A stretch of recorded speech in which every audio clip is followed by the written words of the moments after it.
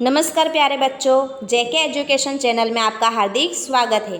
प्यारे बच्चों, आज हम कक्षा 8 विषय हिंदी पाठ नंबर 4 उठो धरा के अमर सपूतों के पाठ का स्वाध्याय का संपूर्ण सॉल्यूशन देखेंगे। तो चलो मित्रों, देखते हैं पाठ का स्वाध्याय का संपूर्ण सॉल्यूशन। प्रश्न नंबर 1, निम्नलिखित प्रश्नों के उत्तर दीजिए। पहला, कवि महेश्वरी जी धरा के अमर सपूतों से क्या चाहते हैं?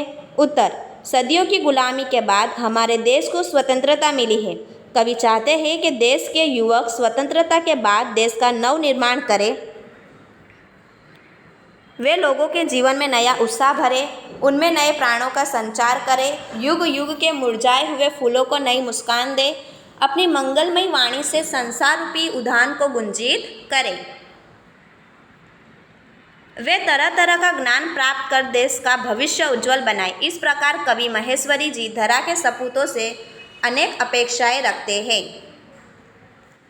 दूसरा, कवि नई मुस्कान कहाँ देखना चाहते हैं? उत्तर, दिलों के फूल स्वतंत्रता के प्रकाश में खिलते हैं। हमारा देश सदियों तक गुलामी के अंधेरे में रहा है। विदेशी शासक यहाँ के लोगों पर अत्याचार करते रहे। अन्याय और तरह तरह का शोषण सहते सहते लोग अपना स्वाभिमान खो बैठे।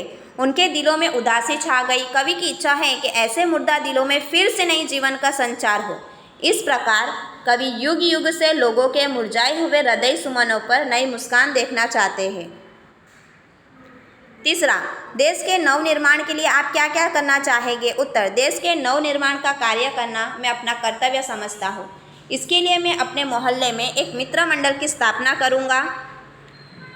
इस मंडल के माध्यम से साक्षरता का प्रसार किया जाएगा। निधन परिवारों के विद्यार्थियों को पाठ्य पुस्तकें दी जाएगी।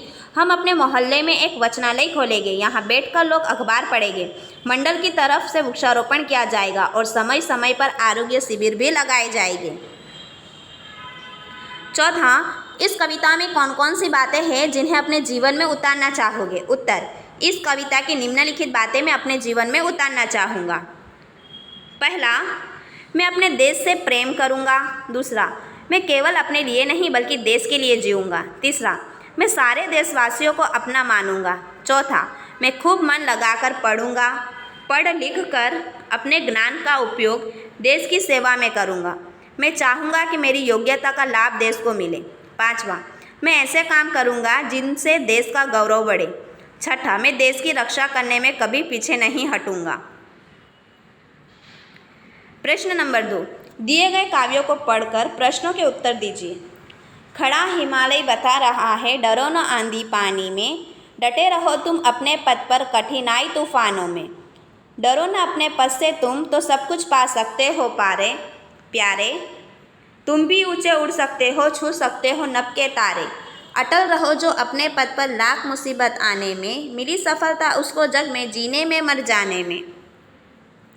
जितनी भी बाधाएं आए उन सब से ही लड़ा हिमालय, इसलिए तो दुनिया भर में हुआ सभी से बड़ा हिमालय। पहला, हिमालय हमें क्या संदेश देता है? उत्तर, हिमालय हमें यह संदेश देता है कि हम अपने निश्चित मार्ग पर डटे रहें। यदि हम अपने प्रण और पथ पर टिके रहेंगे तो हमारी सभी इच्छाएं पूरी हो जाएगी, यहाँ तक कि हम असंभव को भी संभव कर सकेंगे। दूसरा, मुसीबत आने पर हमें क्या करना चाहिए? उत्तर, मुसीबत आने पर हमें उससे भयभीत नहीं छोड़ना चाहिए, उसे घबराकर अपना प्रण और पथ नहीं छोड़ना चाहिए।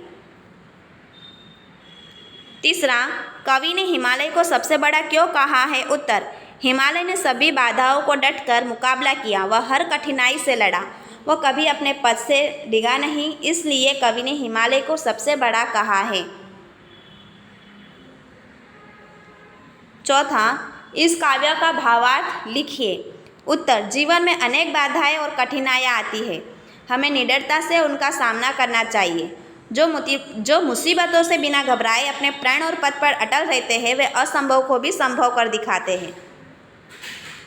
पांचवा, इस काव्य को योग्य शीर्षक दीजिए। उत्तर, योग्य शीर्षक हिमालय का संदेश।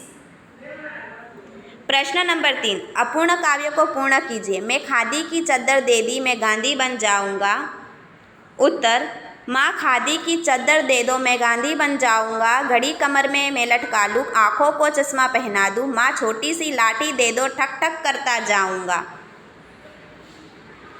चौथा प्रश्न नंबर 4, चित्रों के आधार पर कविता लिखिए जिनमें निम्नलिखित शब्दों का उपयोग हुआ हो। फूल, तितली, बादल, वृक्ष और बारिश। तो देखते हैं मित्रों हम कविता। धीरे धीरे बादल बरसे, फुलवारी में फूल खिले हैं, फिर तितली के पंख खुले हैं। वृक्षों ने नवजीवन पाया, बारिश ने है रंग जमाया, कोई ना पानी को तरसे, धीरे धीरे बादल बरसे। Thank you for watching.